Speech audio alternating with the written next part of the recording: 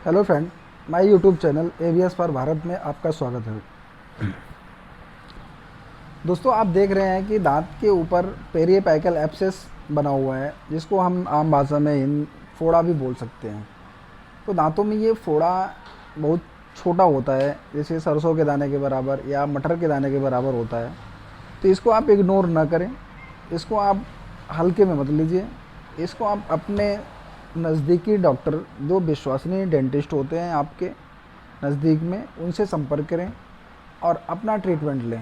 इसमें root canal treatment होता है, जो ट्रीटमेंट करने के बाद पेरियपैकल एब्सेस धीरे धीरे करके कंप्लीट ख़त्म हो जाता है और उसमें कैनाल फिलिंग करके अच्छे से फिर आपको कैप के लिए डॉक्टर साहब की सलाह लेके आप उसमें कैपिंग करा लें। उससे क्या होगा कि दांत आपका आरसीटी करने के बाद दांत आपका बच जाता है, जो कभी निकालना नहीं पड़ेगा आपको। बिना निकाले उसका इलाज हो जाता है और आपके दांत के साथ साथ वो चलता रहेगा, कोई दिक्कत नहीं करता है, कोई प्रॉब्लम नहीं करता है। आप लाइफ टाइम आप उससे खाते पीते रहेंगे, किसी भी प्रकार की कोई समस्या नहीं होती है।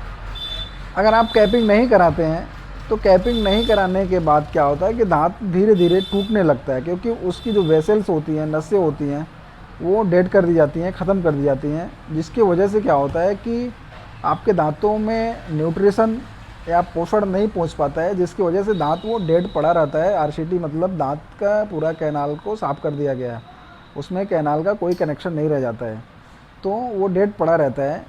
इसमें क्या होता है कि दांत आपका लाइफ टाइम पड़ा रहेगा, कोई दर्द नहीं होगा।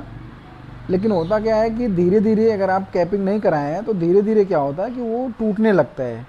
तो टूट टूट के धीरे धीरे वो झड़ जाता है पूरा। उसका जो सामने का जो क्राउन होता है, जिससे हम खाना खाते हैं, क्राउन जो दांत का होता है, वो क्राउन पूरा टूट के ख़त्म हो जाता है। फिर उसका रूट पड़ा रह जाता है। तो रूट क्या होता है कि कभी कभी अगर आप रूट पड़ा रहता है तो रूट में पेन होना शुरू हो जाता है, तो आपको दांत को निकलवाना पड़ जाता है। अगर इस दांत को अगर आप आरसीटी करा रहे हैं तो आरसीटी करवाने के बाद आपको कैपिंग अवश्य करवाना चाहिए। कैपिंग से क्या होता है कि आपका जो दांत है वो परमानेंटली पड़ा रहेगा। अब देखिए, पेरियपैकल एब्सेस से कैसे पानी का फ्लो, जो हम लोग इसको बोलते हैं सेलाइन को, एनएस होता है, जो नॉर्मल सेलाइन होता है, उसको फ्लो करते हैं तो पूरा पानी का प्रेशर होता है, तो वो बाहर की तरफ जहाँ से पेरियपैकल एब्सेस होता है वहाँ से बाहर निकलता है। तो वो कम्प्लीटली वो एक एब्सेस बना लेता है, जो कि उसको कंप्लीट सही कर देता है, बाद में सही हो जाता है। तो आरसीटी कराने के बाद आपको कैपिंग अवश्य करवाना चाहिए। अगर आपको उस दांत से काफ़ी लंबे समय तक आप उस दांत से खाना खाना चाहते हैं तो आपको कोई दिक्कत नहीं होता है, आप आसानी से खा सकते हैं सब कुछ, कोई दिक्कत नहीं होती है। देखिए, इन भैया का भी वही प्रॉब्लम थी, पेरियपैकल एब्सेस था, तो काफ़ी समय लगा इसमें। ये भैया भी काफ़ी परेशान थे, इन्होंने अपना आरसीटी का प्लानिंग किया, आरसीटी करवा रहे हैं। आरसीटी होने के बाद, फाइनल आरसीटी होने के बाद कैपिंग कराएंगे। कैपिंग हो जाता है तो आपके दांत काफ़ी सुरक्षित हो जाते हैं।